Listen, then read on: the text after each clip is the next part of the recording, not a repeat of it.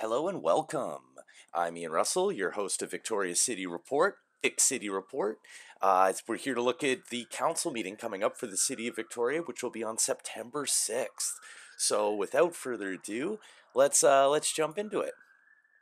First off, we got some hotheads ready to request to address council. Of course, anybody can request to address the council, and woo, yeah. So, first off, it looks like we got our brother Chris Zumba. Same as every week, or every month, I should say. He will present his case for why the city has failed his business. I just want to assure everyone, it was his own doing. He's quite upset because a vapor lounge and a dispensary moved on either side of his European cafe. And instead of, I don't know, capitalizing on that business opportunity, he has continually complained to city council. He's announced he's going to run for mayor for the city of Victoria in the upcoming election. And yeah, good luck to you, Chris. I recommend watching a city council meeting. He has a PowerPoint presentation that is quite stunning and borderlines on libel for the most part. Really, really close. But yeah, so there's Chris. Next up, we've got David Davies. I'm just going to assume a white male speaking against the removal of the John A. statue. Sorry, Dave. It's a bit of a past issue there. Next up, we got a girl, Mary Davies. She's going to drop some heat about the lack of public engagement. I don't want you to worry, Mary. Ian's here now. Next up, Larry Lane. Great name. Looking to follow up on topics from August 9th. Hashtag old news, Larry. Good luck with that one. Last but not least, in the first section, we got Brother Norman, who's looking to holler about the 2018 Gonzales Community Plan, which I'd like to assure everybody was out of date upon release. So I assume he's going to be angry because that can only mean that possibly, just possibly, we might actually build some density in Gonzales. It's a scary thought. Let's just take a moment of silence for Larry and all the landowners of Gonzales that unfortunately might have to give up some of their peace and quiet and allow more people to live there. Okay, so next up, public hearings. It's time to holler. This is basically after you get the initial approval from the city for your project, you are allowed to go to a public hearing, it's just basically anyone can comment on these things. So I'll try and give you a little bit of a laydown of what's going on. I've got some context for you, and I'll also look at how much correspondence the city's received. So if you email the city, your correspondence is logged, and I need to explain to everyone that corresponding with your city and your council for what you care about is one of the most important things you can do.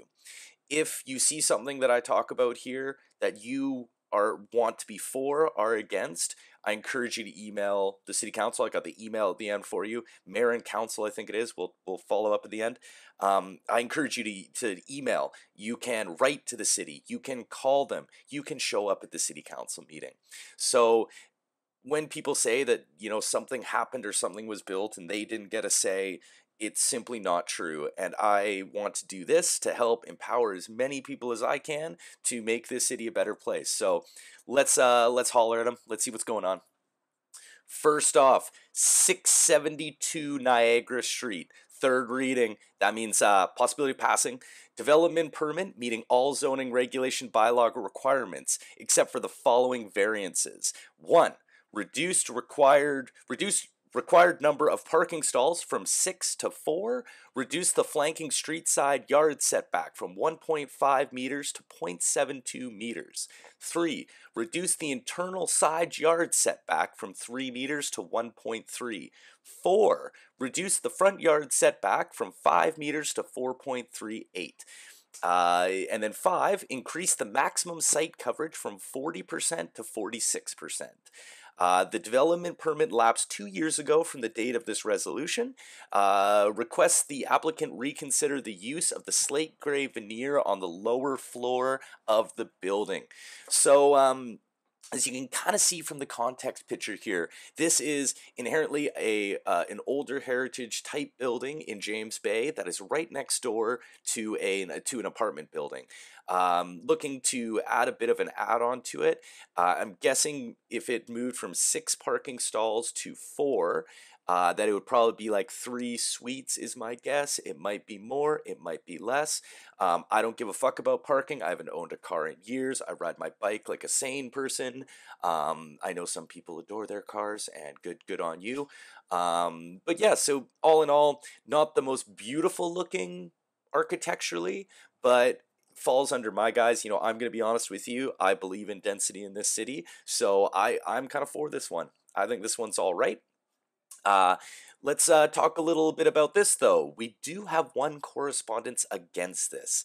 I'll read this one out to you. This is actually the correspondent itself. As an independent resident of the America Apartments at 685 Niagara Street, situated immediately opposite the subject property to property proposed for redevelopment, my interest is in regulations covering noise during construction.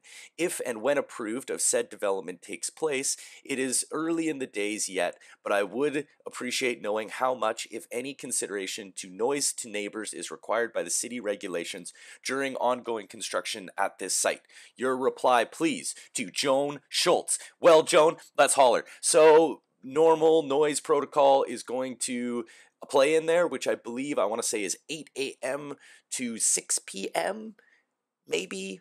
Not sure. I think it changes from fall to summer. I should have known that before I just started fucking spitting my mouth and shit. But yeah, it's there's some construction going on a block and a half from me. Some days it's louder than others. It's never woken me up. It's never been, well, no, I lie. It totally has woken me up.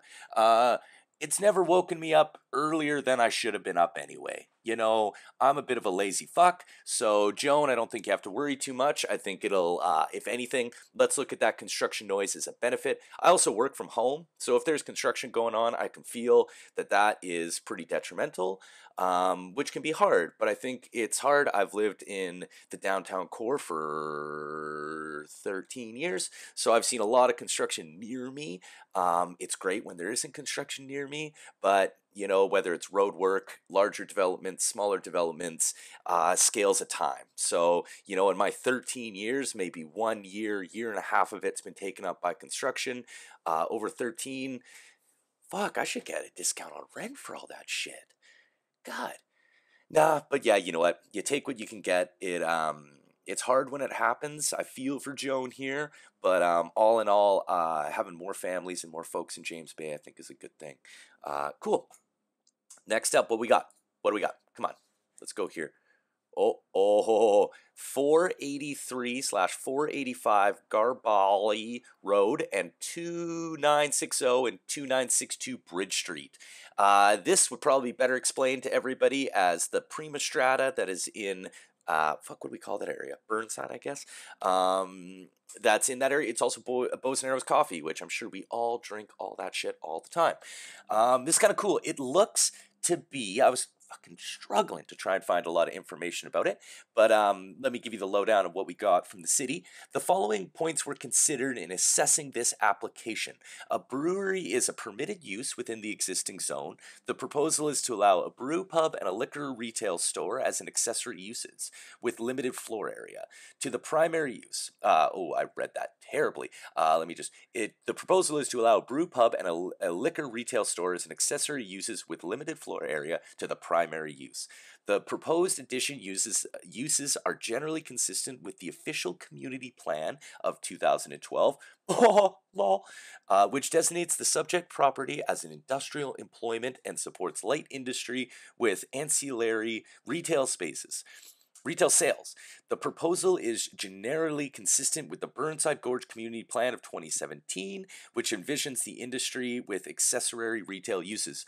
Let's be real here. Bows and Arrows is fabulous. They have that kind of thing going on in there, where they're packing up the coffee, they're roasting it, but they also got a little cafe. Prima Strata, that location's cool because it's bigger than their Cook Street location or the Fort Street location. Uh, and it's really cool. It's a really great part of town. I wish the cycling infrastructure was a little stronger through this area. The murals that the city just took up, and I will most likely do a future episode on, has just happened in that area too. So it's really quite a nice place to walk around. The Selkirk area is beautiful. So yeah, so I think that this is actually pretty cool. This is going to add to the community. It's still a bit of a dingy part of town, with the, if I'm being honest with y'all. But I think that just kind of comes with a lot of the heavy industrial use. So seeing a bit more of the retail and of spaces like this, I think is a good thing. A little bit of a hard area to run a business out of, like, whoa. But good luck. Yo, if you're gonna go drink at that place, don't drink and drive. Don't be a fucking idiot. Yeah, but do you know what? I'm going to assume this one will pass. There was 2 positive correspondents from the area saying they thought it was great. Yeah, it's kind of, if you went to this part of town, which I encourage, you would see that this would be quite positive and a step in the right direction. So good on you, developers. That one's looking good. I hope to see that one pass. I think that's good for everyone. Next up, what do we got? 1418 Lang Street. It's kind of, as you can see, it's kind of off Cook and Finlayson, pretty cool part of town. The proposal is to subdivide the property into 2 new small lots, maintain the existing single-family dwelling on the southern lot, and construct a new small house on the northern lot. Specific details include a 2-story building with a 1-car garage, contemporary flat roof design, prominent front entrance with a cantilevered front entry, a roof deck stepped back from the edges to reduce the visual impact to and from the street, existing materials such as horizontal wood, siding, cement board panels, glazed metal guardrails, and permeable pavers for the driveway. Proposed landscaping includes a maturing Gary oak tree, as well as planting 1 new Gary oak tree and 1 new dogwood tree. A variance to reduce the rear yard setback from 6 meters to 2.07 meters is required for the existing house. For the proposed new house, variances are required to reduce the front yard setback from 6 meters to 1.98, reduce the rear yard setback from 6 meters to 2.7, and to permit a roof deck. Holler at the roof deck, yo, first of all. No one has hollered at this application yet. Fuck, I kind of want to, because let's be real, I probably should have grabbed a picture of this design, because contemporary flat roof, prominent front entrance with a cantilevered entry cover, and roof deck stepped back from the edge to reduce the visual impact from the street. That sounds pretty fucking cool. Yeah, you can see this lot is a pretty big lot. There's some pretty good sized lots in this neighborhood. I'm sure that there could be some worries, on the cul-de-sac. How many of these subdivisions can this area take? I also wonder, are they going to do south? So it would be. So south, I'm guessing, would be on the lower side. So there would be 1 house on Lang Street and basically 1 on Tovito, is how I'm guessing this would work, instead of 2 driveways on Lang. So that's my guess there, but who knows? I should have probably looked at a more detailed plan, now that I think about it. But yeah, pretty cool. I think this one will pass, to be honest with you. More density is always a good thing. This is a nice family area. There's some schools nearby, shit like that. But yeah, pretty cool. Nice place. I'd like to live there, but fuck, it'll be expensive. Yeah, so holler. Next up, what do we got? Oh, 502 Discovery Street. So, real talk, this is currently the Duke Saloon, and Victoria Gymnastics is up in that motherfucker. There's some fucking health food cafe bullshit in there. I've been in once. God, I hate those places. We've got enough of those already, yeah, healthies. But yeah, fine, I shouldn't burn you too hard. Heritage with a small change. This is a trick, this one. Committee received reports from the Director of Sustainable Planning and Community Development regarding proposals for the property located at 502 Discovery to allow for the construction of additional floor area for the office uses in the existing building. Use of the upper story attic of the existing building for office space requires the addition of a breezeway, a number of skylights, and a minor altercation to 2 existing entrances, and to designate the exterior of the building as heritage. The existing Victoria Gymnastics and Duke Pub would remain on the ground floor, and the application is proposing a coffee shop with a workspace fronting Store Street, located in between the pub and Victoria Gymnastics. The remaining ground floor area would be storage space. One correspondence in favor, which I've used for the photo, Mr. Chris Lefebvre himself, the autograph right there. Yeah, if you want something to pass city council, fucking his name signing off on it's not a bad way to start. He's also building a development across from Capital Iron and Value Village, which is the corner of streets, I can't think of the name, Store Street and something. So of course he is very happy to have more spaces like this in the area.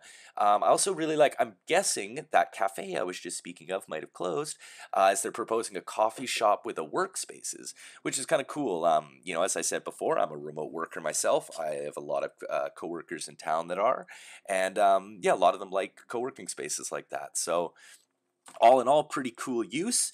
I'm sure the country and western fans are happy that the Duke is still there, and yeah, who doesn't love a little gymnastics, huh? Huh? Huh? Yeah. Next up, 727 Yates Street. Committee received a report dated June 28th, 2018. Woohoo, good day. From the Director of Sustainability Planning and Community Development regarding the property located at 727 Yates Street to allow for the conversion of an existing vacant heritage designation commercial building to a mixed-use building with a 2.5-story additions for residential rental suites and a ground floor retail use. Committee discussed concerns regarding windows on the office building being blocked by a wall and tax exemptions for a seismic upgrading. Cool. So you can kind of see, this was actually a funny one. Thank you a lot, Google Street View, for taking a photo with the fucking Ryder truck parked in front. Yes, you can't really see. It's actually quite a beautiful building. I have a love-hate with heritage in this city, in that I really love some of it, and I despise how we save other parts of it. But I will give this building a bit of credit for actually being pretty beautiful. I also, if I had a fucking book handy, and if I could use an index quickly enough, I might be able to get us the history of this one. Oh my god, how am I going to find it? I need the name of it. I know there's a way I can search. Right now, I'm just looking in Exploring Victoria's Architecture, the most amazing book by Martin Sager and Douglas Franklin. I might drop a link. You know what? I'll drop you an Amazon link in the description for that. I totally should not have spoken as much as I did about this building, because trying to find the address is going to be hard. Bear with me. Wow. First episode. Really fucking up. Let's see. If I look at Yates Street, it's probably going to give me 17 pages to look at. You know, I could have done a bit of research before, and I could have had this all ready to go for you, and I didn't. And now I look like a fucking idiot. 34. I bet this isn't going to be it. Oh man, page 34. Page 34. 568th Street. Fuck me, that's the wrong fucking block. 516 to 518. Does that work? 727. No, I needed 727. Ugh! Why is it so fucking hard? You know what though? I can almost, because this thing works. This book works in years they were made.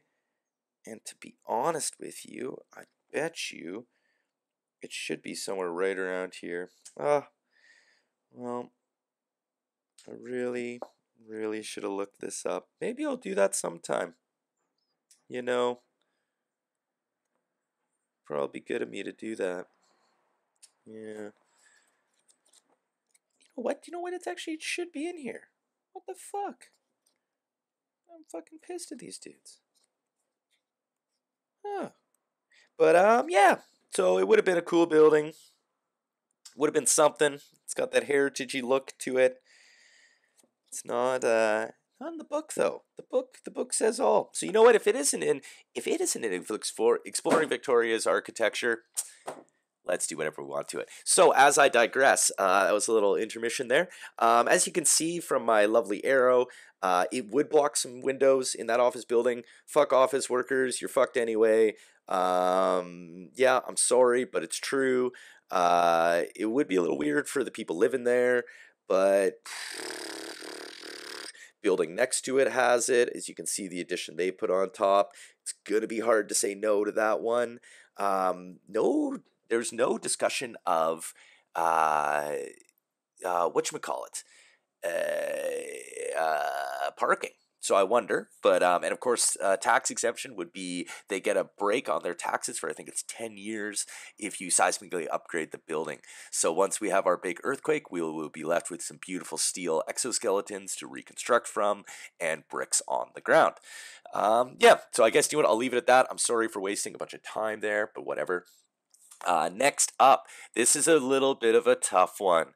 727 and 733 Courtney Street. It's currently a surface level parking lot, and I know that calling it a surface level parking lot is giving a bit too much credit to the what I believe was like the old budget rental car kiosk that has now been turned into a pizza place that I swear is only open from I want to say like 7 p.m. till maybe 12 a.m. for the bar goers. But let's be real. This proposal is for a fucking car lot. The development permit will vary the following requirements from the zoning regulation bylaw. First story office use within 6 meters of the wall of the building that abuts the street. For the display of rental automobiles outside a building. The location of 2 motor vehicle parking stalls outside a building. Yeah, so my guess is that this is either budget or national car rental trying to move up from the corner of Humboldt and Douglas. They currently take up a little triangle there that is actually some city-owned land, and the city has been talking about developing it. So I think that they are probably just reacting to that and looking to find their new space. This is a tough one. To be honest, this is a tough one. 2 correspondents, both saying no. They're both residents of the Falls, so fuck them. One caused a 2-story building. Because it's a 2-story building, it would block all of the light that their suite sees. Maybe you should have bought one higher up. 2, the second correspondence that there's already no parking for guests as it is, and this parking lot is where they use. Fuck you and your guests. I don't really care. Tell them to take a bus, ride a bike, take a taxi, or maybe lobby our provincial fucking government to get Uber, and you might have some friends who come over. Yeah, as I digress, this one's hard. I don't like it, but I guess car rental places need to go somewhere for tourists. Fuck.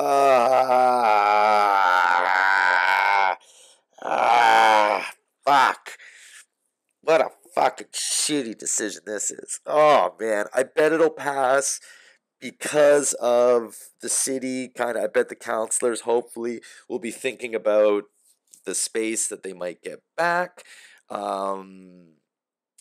This is such a problem. Once you zone something, it's zoned that way.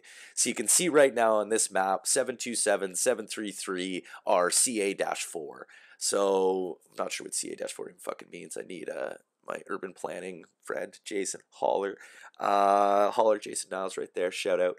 To explain what that is. Jason Niles, comments below. Please comment what that means.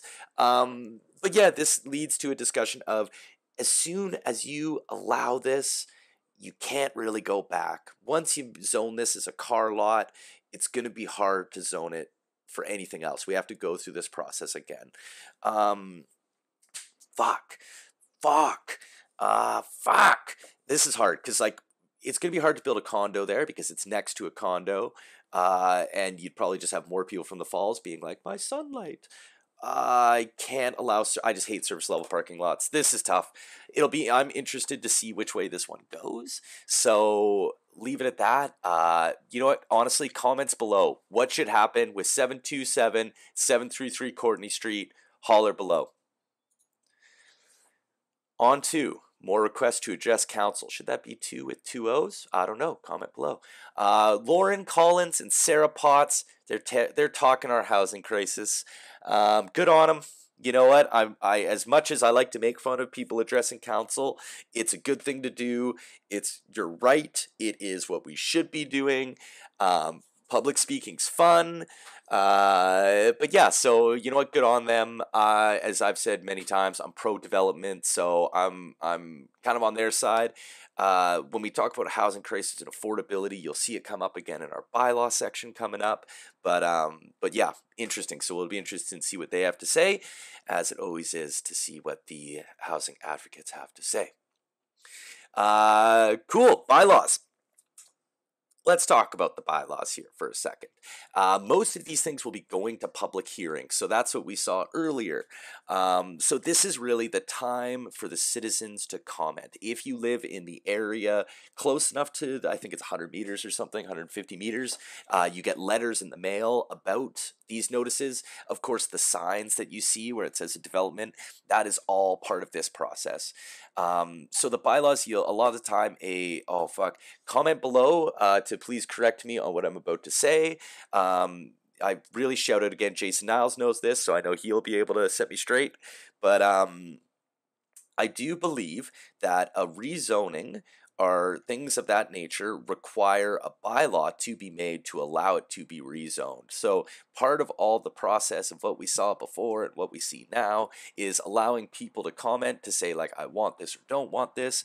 Allows those official community plans or guidelines we have that help us say, should this be allowed or should this not be allowed, which helps us weigh the comments that we get from people, from citizens in the area.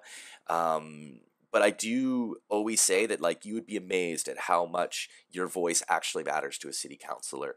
So I will at the end be giving you the email, and I encourage like if any of these things that we go over that are going up for public hearing, please do, if like, contact, like, you can literally say nothing more than like, fuck yeah, this is dope, and they will count that as a positive correspondence.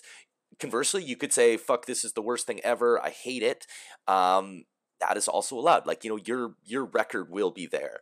And I look at it to make great comments on for this. So please do. So the more of that happens, the more, if I do another one of these, I might read your comment as a correspondence, and then you are single-handedly making the world a better place. If we know that that's going on, that's going to be great. That's the goal of a lot of this, is to be involved. So get involved. Don't be fucking lazy, you motherfuckers.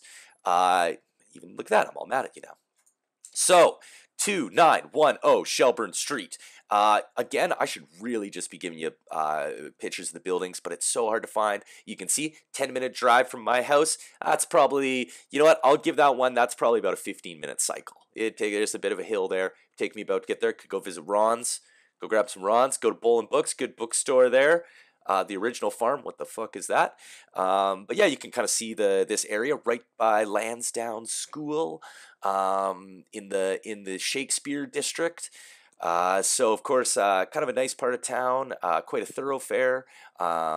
Cycling infrastructure getting better along Shelburne. Yeah, it's a one lane through here, which, fuck, I remember the amount of times that I almost crashed a car in this area. I was a terrible driver, should never be allowed to drive, but it's a little tight through here, so exciting one. But yeah, 2910 Shelburne. The application is ready to proceed to a public hearing, and it proposes to rezone the property to build 6-unit townhouse. This has been pretty popular along this part of Shelburne. There's a few of this going on where they've taken kind of double lots or single lots and done townhouses. Looks pretty nice. Reminds me a lot of like what we see in Vancouver along the arteries, and it's kind of natural density along an artery. That said, it puts a fucking hell of a strain on Shelburne and on the streets around it. So alternative modes of transportation is what's needed. The bus system along Shelburne is pretty good, but as we get more of that, I think that we'll have a better future. So pretty cool development, cool area. Sometimes you forget that this is part of Victoria, as the gateway to Saanich is but 3 blocks ahead on North Derry. So good luck to the developers on that one. It'll be interesting to see, as that goes to public hearing, what kind of comments we have to look at. 1202-1214 Wharf Street. This is kind of an interesting one. This is that building that has that fucking tourist trap bullshit seafood restaurant in it. It doesn't matter what the name of it is. The application is ready to proceed to a public hearing and proposes to permit a retail business. No physical alterations to the building are proposed as part of this application.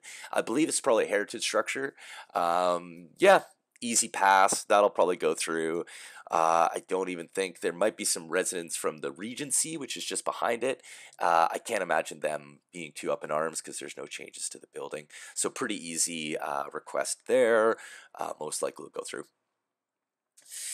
What do we got next? 356 Harbor Road. Right off the top, this is an application that is ready to proceed to a public hearing to propose to allowing a distillery, brewery, and accessory liquor store uses. This is what I believe is the Maridale Cider kind of development for Dockside Greens. It'll most likely get approved because Dockside Greens is kind of a dope part of town, so I'm sure some of the residents will be for it. It's gonna look really great down there. I fucking love this part of town.